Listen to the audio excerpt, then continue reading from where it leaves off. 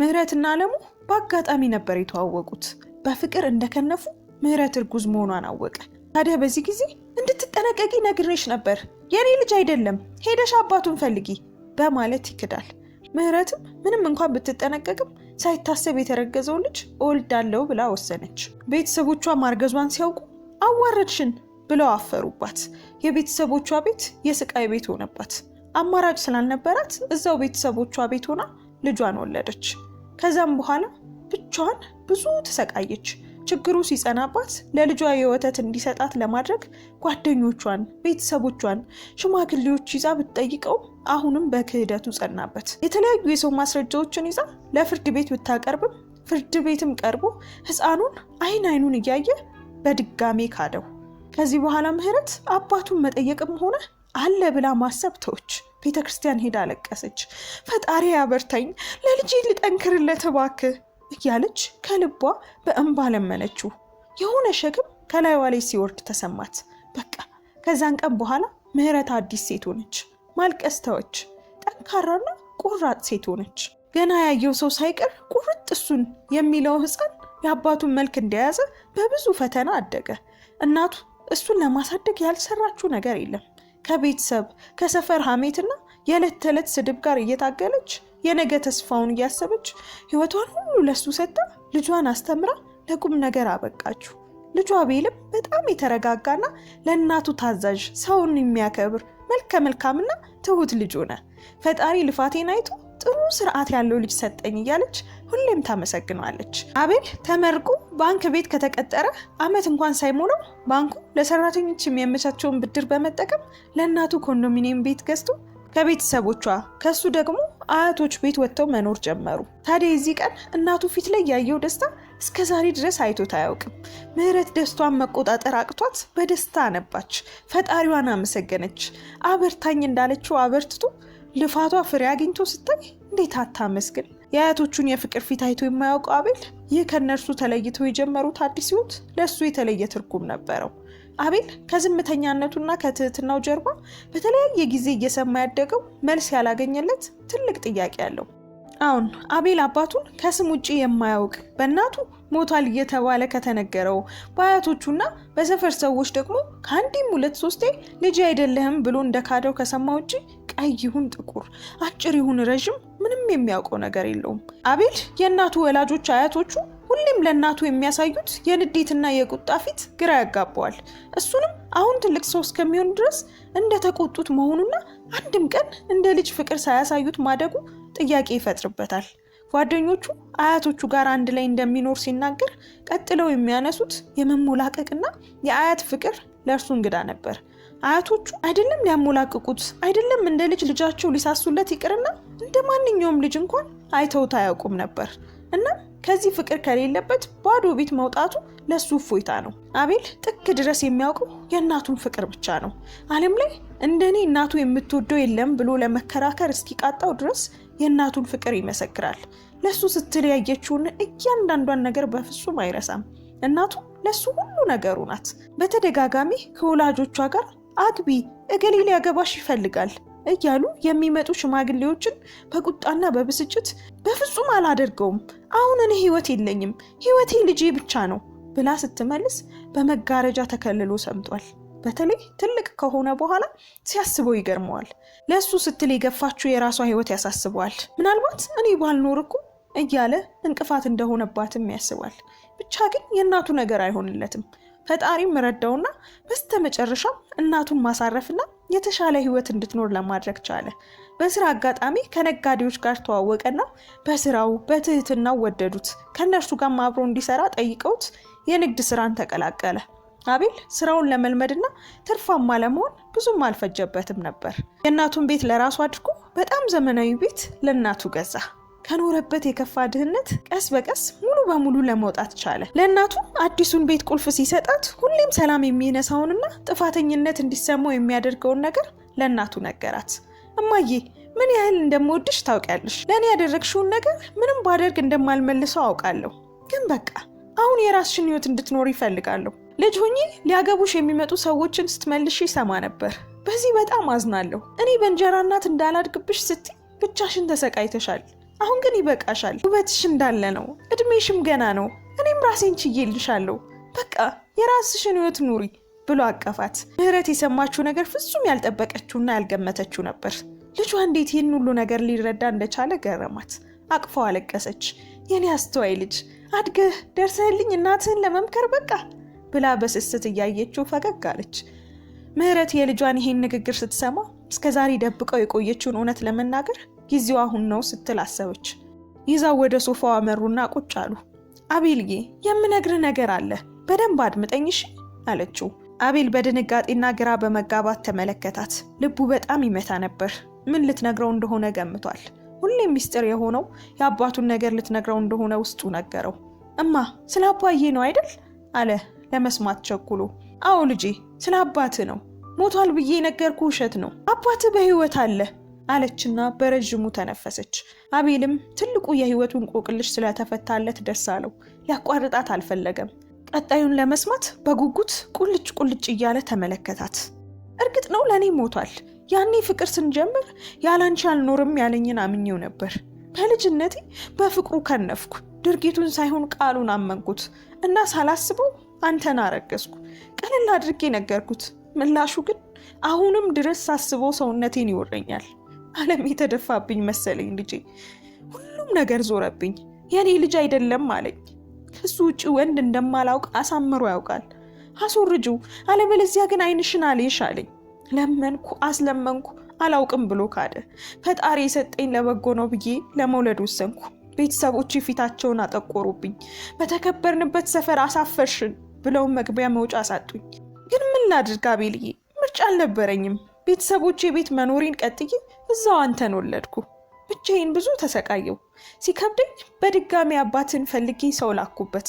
እሱ ግን በክህደቱ ጸና። በመጨረሻም ፍርድ ቤት ቆሞ እነዚህን የሚያሳሱ አይኖችን፣ ቁርጥ እሱን የመሰለ የፊት ገጽታን እያየ ልጅ አይደለም ብሎ ካደ። በቃ ከዛን ቀን በኋላ አባትህ አለሙ ፈንቴ ለኔ ሞተ። እናም ላንተ አባትህ ልጅ አይደለም ብሎ ክዱሃል ብዬ ከባዱን እውነት ነግሬ በየቀኑ ከማሳመምህ ሞቷል ብዬ ዋሸው። ምክንያቱም ይህን ለመቀበል አቅሙ ስላልነበረህ ነው። ከዛች ዕለት በኋላ አባትህ ያለበትንም ጠይቄም ሆነ አይቼው ስለሱም ሰምቼ አላውቅም። ፈጣሪም በይን ተመልክቶ ከዓይኔም ከጆሮዬም አጠፋው። አቤልዬ አባትህ ከሀገር ሀገር የሚመላለስ ሹፌር ነበር። አሁን ይኑር ይሙት አላውቅም ብላ እስከ ዛሬ ድረስ ስለ አባቱ ከሱ ያልሰማውን ግን ደግሞ ከመንደሩ ሰዎችና ከአያቶቹ በተደጋጋሚ ሲነገር የሰማውን እውነት እንዳይሆን ሲመኝ የነበረውን እውነት ነገረችው። ፊቱ በንዴት ተለዋወጠ። ድንገት ብድግ ብሎ ግድግዳውን በቦክስ መታው። ያ የተረጋጋ የነበረው አቤል እሳት ለብሶ እሳት ጎርሶ እገድለዋለሁ ማዬ፣ የት እንዳለ ብቻ ልወቅ፣ ላገኘው ብቻ፣ ደግሞ አገኘዋለሁ፣ አልለቀውም እያለ ጮኸ። እናት ስቅስቅ ብላ ከማልቀስ ውጪ የምታደርገው ነገር ጠፋት። በአንድ በኩል ለዓመታት አፍነው የቆየችውን ሚስጥር በመዘርገፏ እፎይታ ተሰማት። በሌላ በኩል ደግሞ የልጇ ሁኔታ አስፈራት። ያቺ ምሽት ለምህረት እውነትና ፍርሃት የተደበላለቁባት ነበረች። አቤል ሚስጥሩን ከሰማ በኋላ ለቀናት ቢረበሽም በመጨረሻም ከድብርቱ ወጥቶ ወደ ስራው ተመልሶ መስራት ጀመረ። አንድ ቀን ቢሮ በስራ ላይ እንዳለ ጸሐፊው አንድ ተለቅ ያሉ አባት ሊያናግሩ ይፈልጋሉ ብላ ለማስገባት ፍቃዱን ጠየቀችው። ምን ፈልገው ነው አላት። አላወኩም፣ አንተን ማናገር ነው የፈለጉት አለችው ወደ በሩ ሄደች። ከዛም በሩን በቀስታ ከፍተው ረዘም ያሉ ጸጉራምና ጺማም ሰውዬ ወደ ቢሮ ገቡ። እንዲቀመጡ ወንበሩን አመላከታቸውና ተቀመጡ። አቤል ሰውየውን ሲመለከት ሳያስበው አባቱን አስታወሰ። ለመሆኑ አባቴ ግን አሁን ምን ይመስል ይሆን ብሎ አሰበ። በሌላ በኩል ደግሞ ይሄ ካዲ ምንም ቢመስል እኔ ምን አገባኝ ብሎ በራሱ ሐሳብ ተናደደና ወደ ሰውየው ተመለሰ። ምን ልርዳዎት አባባ ሲል ጠየቃቸው። ድምፁ መደበኛ ቢሆንም ውስጡ ግን ተረብሾ ነበር። ሰውየው አቶ አለሙ ይባላሉ። ከእርሱ ፊት ለፊት ተቀምጠው አቤልን አዩት። በልጁ ውስጥ የራሳቸውን ወጣትነት ያዩ ይመስል ፈገግ አሉ። ከዛም አይኖቻቸውን ዝቅ አድርገው ልጄ፣ እኔ ስራ ፈልጌ ነበር የመጣሁት። ሹፌር ነበርኩ። ከሀገር ሀገር እየተመላለስኩ ሰራ ነበር። አሁን እንደምታየኝ እድሜም ሄዷል። ድሮም በሰራውበት ጊዜ ከመብላትና ከመጠጣት ባለፈ ትርፍ ገንዘብ ስላልነበረኝ ምንም የራሴ የሚባል ንብረት አላፈራውም። ብቻ እንደው የምሰራው ስራ ብትሰጠኝ ብዬ ነው። ሳይህ ትሁትና ገር ልጅ ነህ። ለዛ ነው ልጠይቅ የደፈርኩት አሉት። አቤል በጥሞና አዳመጣቸው። ሾፌር ነበርኩ የሚለው ንግግራቸው አባትህ ከሀገር ነበር የሚመላለሰው የሚለው የእናቱን ቃል አስታወሰው። በፍጥነት ግን ያንን ሐሳብ ከጭንቅላቱ አወጣው። እንዲህ በቀላሉማ የህይወቴ ጠላት የሆነውን ሰው ማግኘት አልችልም። የህይወት ታሪኩ ያሳዝናል አቶ አለሙ አለ አቤል። በንግድ ስራው ምክንያት ሰዎችን በአጭር ጊዜ ውስጥ የማንበብና የመረዳት ችሎታን አዳብሯል። እሺ እዚህ እኔ ጋር እንኳን የሹፌርነት ስራ ባይኖርም እኛ ከምንሰራቸው ትልልቅ ነጋዴዎች ጋር የሚገናኝ ስራ ልሰጥዎት እችላለሁ። ከእነርሱ ጋር በቅንነት ከሰሩ ህይወቱ ይለወጣል። ነገ ይምጡና ስራውን ይጀምሩ አላቸው። አቶ አለሙ እንባ ሊያቀራቸው ትንሽ ቀርቷል። ፈጣሪ ይስጥ ልጄ፣ ፈጣሪ ይስጥ፣ የዘራኸውን እጥፍ ድርብ አድርጎ ይክፈልህ ብለው መርቀውት ከቢሮ ወጡ። ከዛም አቶ አለሙ ስራቸውን ጀመሩ። እርሳቸው ከልባቸው የሚሰሩ ሐቀኛና ቀና ሰው ሆኑ። በተለይም ከአቤል ጋር ያላቸው ቅርበት ከፍ እያለ መጣ። አቤል በትህትናው፣ ለስራ ባለው ክብር፣ በቅንነቱ አቶ አለሙን አስደነቃቸው። አቶ አለሙን በበኩላቸው በእድሜና በህይወት ልምዳቸው በሚሰጡት ጠቃሚ ምክርና በሚያሳዩት አባትነት የተሞላበት ፍቅር አቤል ወደዳቸው። በቢሮ ውስጥ አብዛኛውን ጊዜያቸውን አብረው ያሳልፉ ጀመር። ሁለቱም ሳያውቁት በመካከላቸው የነበረው ግንኙነት ከተራ የስራ ባልደረባነት አልፎ ወደ ጥልቅ የአባትና የልጅ ፍቅር ተለወጠ። አቶ አለሙ ብዙ ጊዜ በጸጸት ይዋጣሉ። አቤል አሉት አንድ ቀን፣ የህይወቴ ብዙ ውሳኔዎች የተሳሳቱ ነበሩ። በተለይ አንድ ጊዜ በወጣትነቴ በግዴለሽነት የጎዳሁት ሰውና የካድኩት ነገር አለ። ይህ ስህተት ይገርምሃል ህይወቴን ሙሉ ሲያሰቃየኝ ኖሯል። የኔን ስቃይ ስለማይ አንተ ቀና መንገድ ላይ በመሆንህ በጣም ደስ ይለኛል ብለው በአይኖቻቸው የሞላውን እንባ እንዳይወርድ እዛው ጠራረጉት። አቤል የአቶ አለሙን ሀዘን ተጋራ። አቤል ከአቶ አለሙ ጋር አብሮ አዘነ። እንደውም ከዚህ ሀዘን ጀርባ ጥልቅ የሆነ የህይወት ውዥንብር እንዳለ ተረዳ። ሰውነንና እንሳሳታለን አባቴ አይዞት አላቸው በልብ ውስጥ ባለው ክብር። አንድ ቀን አቤልና አቶ አለሙ ለንግድ ስራ ጉዳይ ለመመካከር አቤል ለእናቱ ወደ ገዛላት ወደ ዘመናዊ ቤት ሄዱ። አቶ አለሙ አቤል የሚኖርበትን ቤት አይተዋል። እዚህ ሲመጡ ግን የመጀመሪያቸው ነው። አቤል ቤቱን ሲከፍት እናቱ ምህረት በሳሎን ውስጥ ተቀምጣ ስልክ እያወራች ነበር። በሩ ሲከፈትና ቀና ስትል ወዲያውኑ አቶ አለሙን አየቻቸው። ያ የካዳት የህይወቷን ሰላም የነሳት ግን የአቤልን መልክ ሙሉ በሙሉ የያዘው ሰው፣ ረዥም ቁመት፣ እነዚያ በፍቅር የጣሏት አይኖች። አሁን አቶ አለሙ ምህረት ምንም ሳትናገር ደረቷን ይዛ ራሷን ስታ መሬት ላይ ወደቀች። አቤል ደነገጠ። እማዬ እማዬ ምንድን ነው ብሎ ወደ እርሷ ሮጠ። አቶ አለሙን በፍጥነት ወደ እርሷ ቀረቡና ምህረት ምህረት ብለው ጮሁ። ይህ ድንገተኛ ስም መጥራት የአቤልን ጆሮ ወጋው። ምህረት ይህ ሰው እናቱን በስሟ ያውቃል። ደግሞስ የእናቱ እይታና የድንጋጤ ጩኸት። ቆይ ምንድን ነው? የረዥም ጊዜው ምስጢር በብርሃን ፍጥነት ተገለጸለት። አንተ ማነህ? ቆይ አቤል እንደ እሳት የተንቦጎቦጉትን አይኖቹን አቶ አለሙ ላይ አድርጎ ትከሻቸውን ያዘ። ቆየት ነው የምታውቃት? ንገረኝ፣ የት ነው የምታውቃት? አቶ አለሙ የደነገጡት ድንጋጤ ከምህረት ራስ መሳት በላይ ነበር። የአቤል አይኖች፣ ቁጣው ቁርጥ የራሱ ነው። ይህ ልጅ አዎን የራሱ ልጅ ነው። አቤል ብለው በቀስታ ተናገሩ። እኔ አንተ አባት ነኝ፣ አባትህ አለሙ ፈንቴ ነኝ አሉት። የአቤል ጆሮ ውስጥ የእናቱ ቃል አስተጋባ። ልጅ አይደለሁም ብሎ ካደ። ባስለምነውም በሰዎች ብጠይቀውም በድጋሚ ካደ። ፍርድ ቤት ፊት ለፊት አይን አይንህን እያየ ካደ የሚሉት የእናቱ ድምጾች ደጋግመው ወደ አይምሮ መጡበት።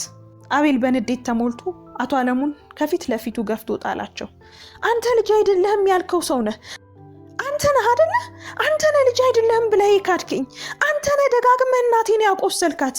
በህይወት አትኖርም፣ እገድልሃለሁ፣ ትሞታታለህ፣ እገድልሃለሁ ብሎ በቁጣ እየጮኸ ሊደበድባቸው ወዳሉበት ተንደረደረ። አቶ አለሙን መሬት ላይ ወድቀው ከአቤል እግር ስር ተደፉ። እንባ በጉንጫቸው ላይ ይፈስ ነበር። ልጄ ይቅር በለኝ፣ ትክክል ነህ። አሁን እኔ ነኝ ካዲው፣ አሁን እኔ ነኝ በደለኛው። ሁሉንም ነገር እቀበላለሁ። በጣም ተጸጽቻለሁ ልጄ። ያ ሁሉ ስቃይ፣ ያ ሁሉ እንባ፣ አዎ በእኔ ቸልተኝነት ነው። ይቅር በለኝ ልጄ። አቤል እጆቹ እየተንቀጠቀጡ ቆመ። አቶ አለሙን ብድግ አድርጎ አነሳቸውና ፊት ለፊት ተያዩ። ሁለት ተቃራኒ እውነቶች ታዩት። አንዱ የጎዳው ከሃዲውና እውነቱን እናቱ ከነገረችው በኋላ ካገኘሁት እገድለዋለሁ ያለው፣ ሁለተኛው ደግሞ እጅግ የወደደውና እንደ አባት ያየው በየቀኑ የሚጸጸት ሰው ታየው። ቁጣው እየቀዘቀዘ መጣ።